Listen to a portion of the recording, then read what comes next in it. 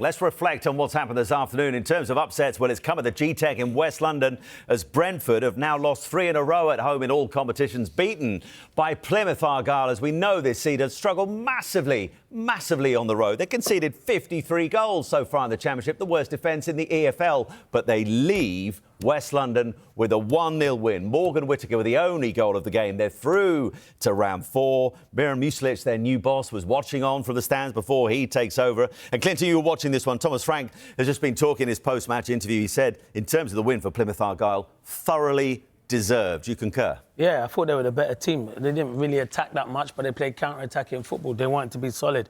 They know they can't go to Brentford and open up the game because Brentford would have destroyed them, but they sat in, they were nice and compact, they defended ever so well. And it was a different Plymouth team. If they can produce that in the Championship, they'll be fine because defensively they were well organised. And when you've got a player like a Morgan Whittaker who can score a fantastic goal like that, he gives you that X factor. So, yeah, the new manager was watching. I bet he's gutted he weren't there today because they went and celebrated. Kevin Nanskivell in interim charge. And he went over. He clearly set them up properly. He did set them up properly. He was knee sliding at the end and everything. All the players was he really? No, it was a bit over-exaggerating, but he did go over there and start jumping and punching the air. So he was excited. It was a massive result for Plymouth Argyle. I thought they were outstanding from the first minute right to the last minute. They defended well. He set them up, and it looked like all the players were working for that manager, working ever so hard, running through brick walls, and yeah, the game plan worked, and they thoroughly deserved to go through to the next round. Did you see many shots of Muslic watching on, and what kind of body language did he have? No, he was happy. A picture of delight at the end, thinking, great move this for me. He was happy, and at the end he had the phone out, so he was filming. He was filming the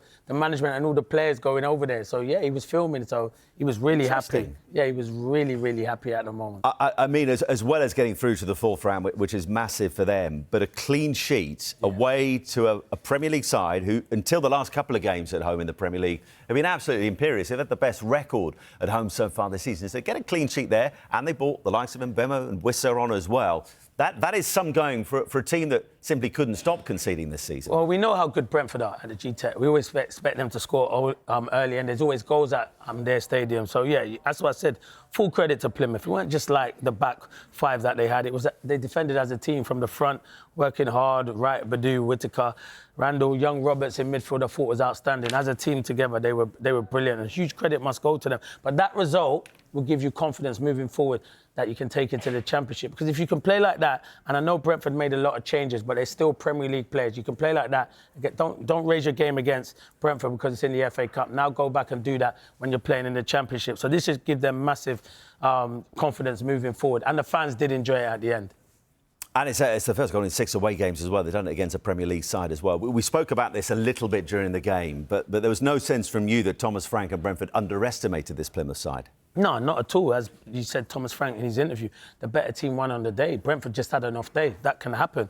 And it's an upset. But I think the only good thing for Brentford that they can take out of this game is Rico Henry got 60 minutes in him and he looked really good on that left-hand side. It's going to take time to build up his What was the reception like when the game began for him? Because brilliant. It's been such a long time out. Awful injury against Newcastle, that ACL injury. I mean, Thomas Frank confirmed yesterday he would be playing. I imagine the reception was terrific, wasn't it? Every time he got on the ball, went on a run, they were singing his name. When he came off in the 62nd minute, they were singing his name. That's only positive for Brentford because they do have a few injuries at the back to Pinnock and Ben Mee, so they need the likes of him.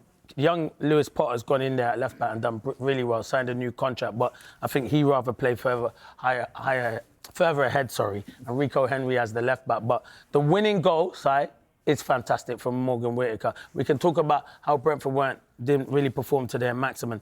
The way he just comes inside, I don't know if none of the Brentford players watch him in the Championship. They might not, because you give him 20... must know about well, if you give him 20, 25 to be fair, yards only 4 goals this season. Last season, they would have known. Yeah, over 20 goals, and there was moves of him moving to Serie A and stuff like that, but he hasn't hit the heights this season. But the goal was fantastic. To win any goal, it was a fantastic finish, and huge credit must go to him, and good luck to Plymouth in the next round.